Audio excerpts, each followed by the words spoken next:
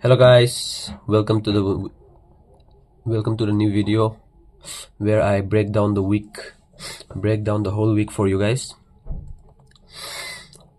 And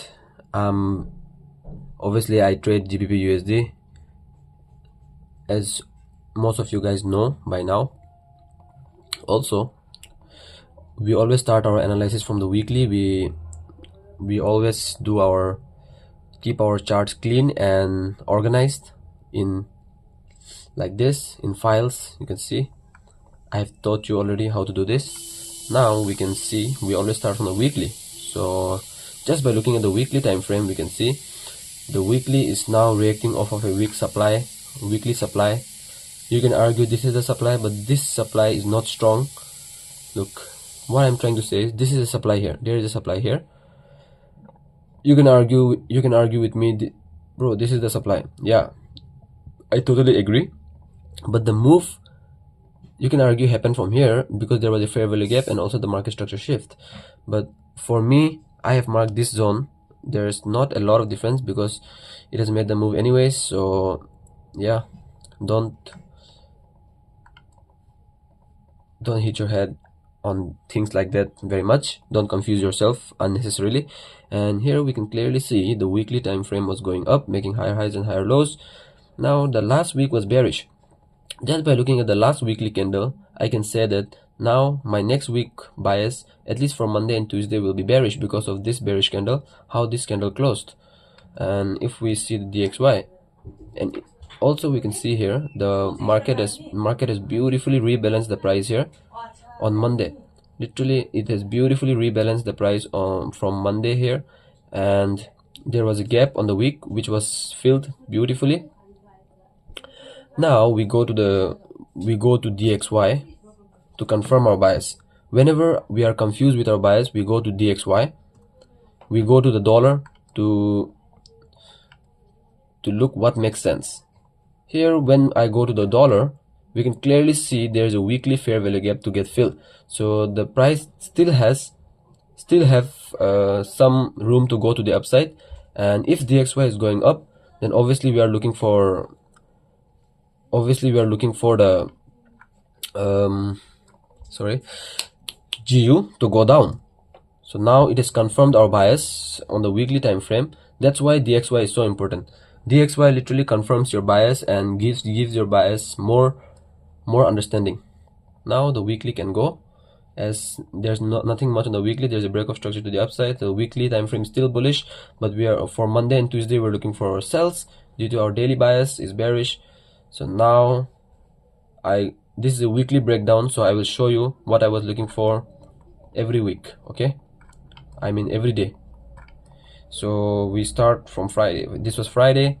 We will look at the 1 hourly to make it simple. And if I go here, if I call out everything, let's watch it on the 15. Okay, and I have already done this analysis, so I know what I'm looking for. And let me show you. So for Monday, my bias is bearish, clear. We don't trade Mondays usually, but in this case, if we were to trade, it would be bearish. And also we are back testing, so we are looking at everything, collecting data as much as possible so that it can help us in the future. So now if we play price, until and unless the Asian range is made, obviously we can't mark our zones, because the Asian range decide our zones. Even if you have marked a perfect zone, if the Asian range doesn't respect it, it doesn't matter. So the analysis I've already done. These zones I've already marked and I've revised it, so I will not show you how to mark the zones. Obviously in the weekly breakdown I will not show you how to mark the zones, because this is very easy once you learn it, obviously. So you have to learn it by yourself. For an order block to be high probability, you should look to it if it has the three things that I will say you now: market structure shift, a huge fair value gap, and it should be with the trend. So clearly the Monday we are looking for sales. There's an auto block, M15 auto block here that I've marked, and literally what I was looking for was a move, auto block mitigation, and then the move to the downside. Exactly, that happened. Beautiful Asian range, everything was beautiful. The previous daily low, this was the previous daily low, Friday's low, which became a break of structure now, but it was a previous daily low on Monday. So we were targeting this previous daily low. The target got hit to the T. Perfection at its peak, bruv. Target got hit to the T. Now this here is the previous day low, day high. And also the beauty of this strategy is, you can see here how the move happened here. Now we can look to trade from this zone again in the future. Clearly we can see it is given us a supply order block on Monday. So Tuesday, if the bias is not changed, we will look for the same thing to happen from this order block right here to continue heading towards the downside, continuing the trend. So this M15 order block was clearly respected here, and I have also written here, you can see, I have noticed one thing: the order block that are made on London session are getting the reaction on London session, and the New York ones gets the reaction on New York. This is just an assumption from my backtesting. As of now, I'm just starting it, so I will not confirm it. I will confirm it and tell you guys later, but for now I am writing down all the things that I'm noticing.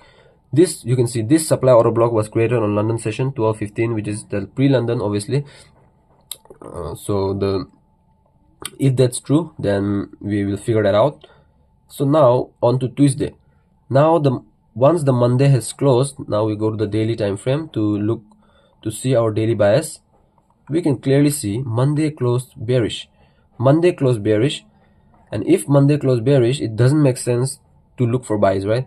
We are looking for sells, obviously. And if I go to DXY still has this much fair value gap to fill, and also Monday was bullish, so I'm looking for buys. Obviously Tuesday, until and unless I see reaction from this fair value gap, like a weak rejection, it doesn't make sense to look for buys. So I'm looking for sells.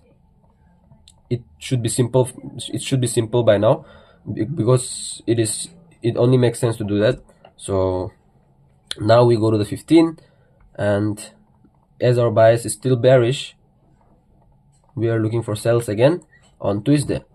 So we will look for sells from this supply order block that I've marked on the hourly. This order block I have marked on the hourly. As I've said, I will not show you how to mark an order block. This is just a weekly breakdown, so let's keep it simple. There is so much previous structural liquidity. You also have to keep in mind this. There's so much previous structural liquidity here, so the price can easily sweep this and gain more liquidity to fuel a move. Here we can see the Asian range. The Asian range was literally perfect to the T. The hourly order block was here.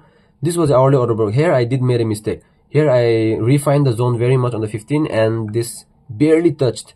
This barely touched there, and we could have missed this move.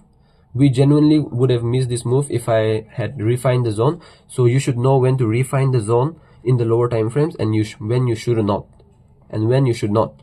So yeah, that was one thing. And literally the markets went up perfectly. Asian high got swept. This previous structural liquidity here got swept. And one more mistake was, I also marked this 15 minutes supply order block here. And if I mark this 15 minutes order block, it is genuine, it is perfect, no problem. But look at this order block and this order block. Which one is stronger?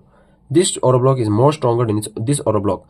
Once the market has not respected this order block, we go on to the next order block and consider this as a liquidity sweep, previous structural liquidity sweep, and then anticipate a move from that strong order block.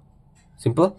So now, even now, my Tuesday is literally when going to the upside. Now if I show the Tuesday bias to you, Tuesday was a bullish day.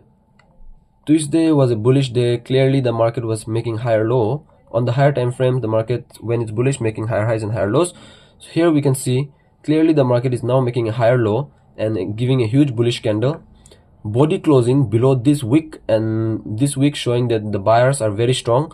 And the bias, obviously now I will not go with the bias of bearish on Wednesday because of that, how that candle closed. And if I show you how 4 hour closed, 4 hour has also changed character here. If I show you, 4 hour has changed character to the upside. The 4 hour was literally going down, making higher highs and higher lows, and here the 4 hour has changed character. If I do this, change character to the upside. So now it only makes sense to look for buys. Now it only makes sense to look for buys as of now. And if I show you this daily time frame for daily buys, now we can see here the weekly time frame has filled up half of the weekly fair value gap. It filled up the fair value gap and it is rejecting. We were waiting for this rejection to happen on the daily time frame. Until and unless we see this rejection, we will consider it going up and up and up, because the market has not shown us. We don't try to predict the market. We see what the market is doing and we adapt to it. We react and adapt. So here now the market is literally filled up the fair value gap and it's now rejecting. So next week it only makes sense to look for sells. At least for me, it makes sense to look for sells, and I did that exactly. So if I'm looking for sells on DXY, then it makes sense to look for buys on GBP USD. So now if I show you this, if I show you the price, how it played out. So there was an M15 demand that I have marked here. Let me show you. That was for Thursday. Let the price play out. Wednesday, I'm looking for buys. Now my bias has changed to bullish and I'm looking for buys on Wednesday. So I have shown you why my bias changed and how I decide my bias, looking at the DXY and the GBP USD. But what happened was literally the price didn't respect it. Price didn't respect this hourly order block, I mean hourly fair value gap, and not even this hourly demand. This was the demand I was looking to trade from on Wednesday if it came down, sweeping the Asian high, sweeping the Asian range. And also, was this the one? No, this was not the one. But yeah, I was anticipating something like this, or at least this hourly fair value gap to fill and then make the move. We don't usually trade fair value gaps because we don't know where the move might happen from. And if we are trading an order block, we exactly know where we are waiting for and what we are looking. And due to the huge volume in the market, I was looking for continuation model on Wednesday, a quick pullback, and then continue the trend to the upside, as my bias was so clear that I was bullish. We didn't got the trade on Wednesday. Sometimes it will happen, no problem. We can't get it all. And also, if I show you the news quickly, Monday there was GBP news flash manufacturing PMI on 2 p.m. So we took the trade on 12:30 p.m. It's not clearly showing you. Okay, so Monday there was news, Tuesday there was news, Tuesday there was CB consumer confidence, Wednesday there was no GBP news. So today is Wednesday, so London session we didn't got the trade, the Asian low didn't got swept, so we didn't took the trade, as simple as it can get. Now Wednesday I was looking for buys, played out to the T, but my demand zone that I've marked, the order block that I've marked, was not respected. So on to the next day. Now on to Thursday. I was looking for Thursday. You can see Wednesday closed as bullish, body closing above the previous week high, showing huge bullish momentum, and now it is approaching this daily fair value gap here. And now the price is literally approaching this fair value gap here on the daily time frame, which can get filled easily. Now we change our bias like that. So now we can clearly see we go to Thursday looking for buys, and DXY was literally going down, so we are looking for sells on DXY. I cannot show you everything because it will be a very long video. So now let me quickly show you what happened on Thursday. So Thursday I was looking for buys, obviously, and let's go on to the news. Thursday there was USD news, Euro news, USD news, but there was no GBP news, so we can trade London. You can clearly see I marked this hourly order block right there. Oh, look at this. There was huge buying pressure on Wednesday, so Thursday we are looking for buys again from that order block that I've marked. There was also this was an invalid order block because of the market structure shift. There was a fair value gap, and this was an order block with the trend going upside.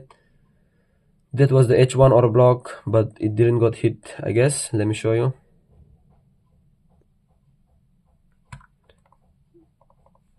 So the price didn't, on Thursday, what we wanted didn't ended up happening, and we can't catch it all, right? Sometimes the market will not do what we want, so, and that's totally normal. Here we can see the Asian range was very big. The Asian range was very big, so didn't make sense to trade this day. This was a 53 pips Asian range, which doesn't make sense for us. and 53 pips Asian range is a very big Asian range for our strategy to trade. So we didn't took the trade on this day, whereas there was a quick move from this hourly order block right here. We could have caught a 1:3 that I may show you here. Our goal when we enter the market, our goal is to catch a 1:3. That's all, right? Whatever the market does, we don't care. It came to the hourly demand zone order block from Tuesday. We can see Tuesday's order block was used on Thursday to make a quick 1:3. We caught our move for the day, but to be honest, I would not have taken this trade on the live market because of how much selling pressure is there. But this is back testing, so I'm just showing you the possible scenarios that can be done. So now Thursday has closed huge bearish. We went to the market with bullish bias, but Thursday closed very bearish. So now, to be honest, after seeing a Thursday candle like this, my bias for Friday is now changed to bearish. Now you see how my bias is changing with every candle. Every day my bias is changing according to what the market is doing, because in the market, if you want to survive, you have to react and adapt to the market. You cannot predict it. You cannot tell what to do. You cannot tell the market do this or do that, right? So that's what I've learned from my experience, and I'm sharing with you guys so that you can learn from it too. And the last Friday I was looking for sells, obviously, after that huge bearish thing right there. And Fridays are usually at the reversal days, and we don't like to trade Fridays as much. And also I've written here, if we trading a fair value gap, we don't know where the move might happen. Yeah, 100%. If we are trading an order block, we know exactly what we are looking and where we are waiting to take the trade from. But ask yourself, if we are trading a fair value gap, the fair value gap is a gap happened due to the order block, due to aggressive buying or selling. How can you anticipate the move to happen from anywhere in the fair value gap? Because it can get filled 100%, 80%, 60%. You don't know that. So trading fair value gaps are not that ideal for us, at least, and trading order blocks are much better for me, at least. So this was a New York session trade. There was news on Friday, so we didn't took this trade. 6 p.m. there was news, 7:30 there was news. But if I had taken a trade, could have caught a 1:3, but this was not one of the best days for trading. So we can clearly see in this weekly breakdown, this was a weekly breakdown. It was clear, like a crystal clear, but this week ended up closing a doji, not giving us any signs of what it might do. It was a doji, and sometimes it will do like something like this, and we have to adapt to the market. We can clearly see how we can decide our bias, going on and forth, going in and out of DXY and GBP USD. We can decide our bias or what the market might do next. We don't have to know what the market will do next, but we can anticipate and react off of that through experience. It will come through experience, and I'm also now 6 months experience, so I can decide that for myself, obviously.